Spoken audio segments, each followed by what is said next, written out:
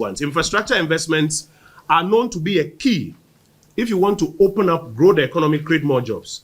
Unfortunately, however, the government has failed in making the necessary budget allocations to give meaning to even their own planned infrastructure program. And you remember they misbriefed the president that there was no dedicated source of funding, that you needed $1.7 billion more to finish, and that only one had been completed. Even the brief they gave the president was not correct. If by the end of 2024, we've already brought it down to 61.8%, then it means that it is left with just 6 percentage points to achieve the IMF target. And so the NDC government should be able to achieve this in the middle of this year. Gideon will tell you the way they've started borrowing, the rate at which they are borrowing, we are very worried that they may return us to unsustainable debt levels.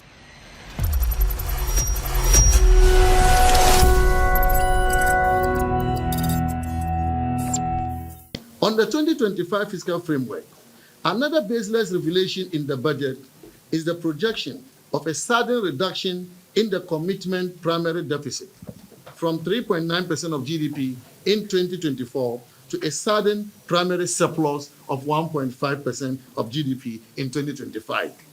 I wish it were that simple to adjust by 5.4 percentage points between 1 year. I wish it could be done. But this is not possible. And so again, their projection of the fiscal balances for 2025 make this budget not credible and requiring serious scrutiny by the IMF and the people of Ghana.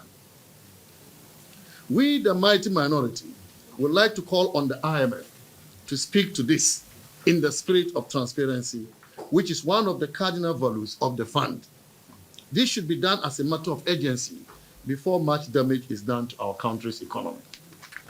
Already, the government has announced it is returning to the bond market, yet they could not even acknowledge the enhanced debt environment created by the previous MPP government for bringing Ghana's debt to GDP ratio at the end of 2024 to 61.8%. 61.8%. You recall, we had to go to the IMF because of debt distress, because of unsustainable debts. Our debt levels had gotten to about 81% of GDP. If today the debt levels have come down from 81% of GDP to 61.8%, that should tell you that this is not by magic. This is as a result of skilled negotiation by the government. It's as a result of the implementation of a very powerful debt strategy that we have had to implement to bring the debt levels to that level. And ladies and gentlemen, let me add that a 61.8% debt to GDP ratio is lower than the pre-COVID-19 debt to GDP ratio of 65.7% in 2019. So if you look at the debt trajectory, you will see before COVID, our debt to GDP ratio was lower. But because we had to borrow so much to finance our COVID interventions, we had to borrow also to do to address the effect of the Russia-Ukraine war. We had to borrow for the financial cleanup exercise as well. The debt levels went to that 80%. And so if we have now brought it to the level better than the 2019 pre-COVID, it tells you that the MPP government has successfully brought Ghana's debt levels to accelerated, sustainable path. The least the NDC can do is to continue to implement our debt strategy. After all, what is the target of the IMF as far as our debt levels are concerned?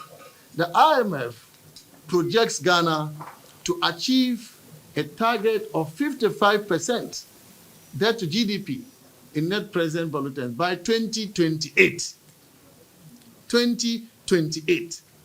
If by the end of 2024, we've already brought it down to 61.8%, then it means that it is left with just 6 percentage points to achieve the IMF target. And so the NDC government should be able to achieve this in the middle of this year, long ahead of 2028. But Gideon will tell you, the way they've started borrowing, the rate at which they are borrowing, we are very worried that they may return us to unsustainable debt levels. Infrastructure investments are known to be a key if you want to open up, grow the economy, create more jobs. Unfortunately, however, the government has failed in making the necessary budget allocations to give meaning to even their own planned infrastructure program. Their planned infrastructure program is what? The big push. $10 billion. If you prorate it over 4 years, that's about 2.5 billion cedis or $2.5 billion per annum.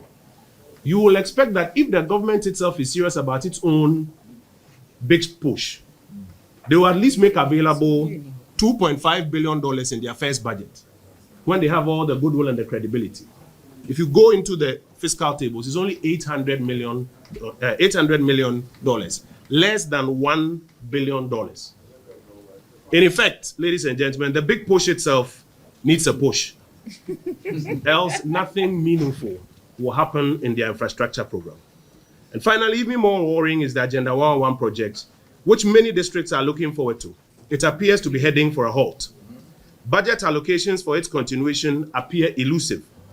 The dedicated source of funding, and you remember they misbriefed the president that there was no dedicated source of funding, that you needed $1.7 billion more to finish, and that only one had been completed. Even the brief they gave the president was not correct. 3 had been completed and commissioned. Already 400 million had been paid, so it wasn't 1.7 billion. And the claim that there was no dedicated source of funding wasn't true. The dedicated source of funding was Give Health, which was receiving funds from the CAPEX allocation of the annual budget funding amount.